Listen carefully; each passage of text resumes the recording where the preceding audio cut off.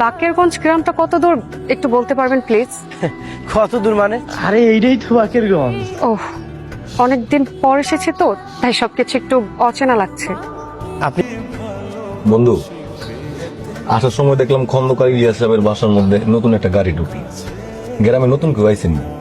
হ্যাঁ, আমিও দেখলাম, মনে হয় খন্দকার সাহেবের মাইয়া। আসসালামু আলাইকুম চাচি। ওয়ালাইকুম আসসালাম। আমি তো আপনাকে চিনতে পেরেছি, আপনার সাথে তো আমার রাস্তায় দেখা হয়েছিল তাই না? ঠিক ধরছেন, আপনার সাথে আমার রাস্তায় দেখা হয়েছিল।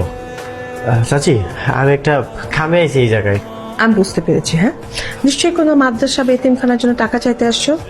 তুমি দাঁড়াও, আমি টাকা এনে দিচ্ছি। না না, আপনি ভুল বুঝতেছেন। ও আচ্ছা, বুঝতে পেরেছি। তাহলে গরিব মানুষদের জন্য কিছু পুরান কাপড় চোপড় নিতে এসেছেন তাই তো? আপনি দাঁড়ান, আমি এখন এনে দিচ্ছি।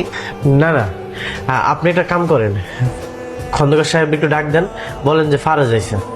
দেখো, উনি এখন বাসায় নাই। উনি সন্ধ্যায় যখন বাসায় আসে তখন তোমার যা বলার থাকে তুমি বলো। এখন তুমি যাও, আসো। শুনছেন? বলবেন? আপনার সাথে কি একটু কথা বলা যাবে? আপনি কি সাংবাদিক নাকি? বাবা, তোমার নাম শুনলে এইভাবে গ্রামের লোকজন রেগে যায় কেন? হিংসা রে মা, হিংসা। আবো খানদানের মতন অভিজাত খানদান তো এই এলাকার মধ্যে কারো নয়। এই কারণে মনে কর হিংসায় দেখতে পারে না বলে, মানে হিংসা, পুরো হিংসা। আমি কিন্তু গ্রামের মানুষের মধ্যে এই বিষয়টা দেখছি না। আমার মনে হয় গ্রামের মানুষ আমাদের বাড়ি আর আমাদের এই বাড়ির মানুষজনকে একদমই সহ্য করতে পারে না, খুব ঘৃণা করে। না, এই কি, এই কখনো হয় নাকি? দেখ, তুই ভুল বুঝছিস মা, সত্যি তাই না? না মা, আমি আজ না অনেকের মধ্যে এই ব্যাপারটা লক্ষ্য করলাম। আসসালামু আলাইকুম ভাইয়া। ওয়ালাইকুম আসসালাম। ভালো আছো তুমি? আলহামদুলিল্লাহ। শরীর টরীর ভালো? জি আলহামদুলিল্লাহ। শুনলাম তোমার আব্বার শরীর নাকি ভালো না? একটু অসুস্থ ছিল। কোনো সমস্যা হইলে আমার চেম্বারে পাঠাই দেওয়ার কোনো চিন্তার কারণ নেই, ঠিক আছে? আমি পরে ধরতেছি, দাঁড়াও। আমি আপনাকেই খুঁজছিলাম।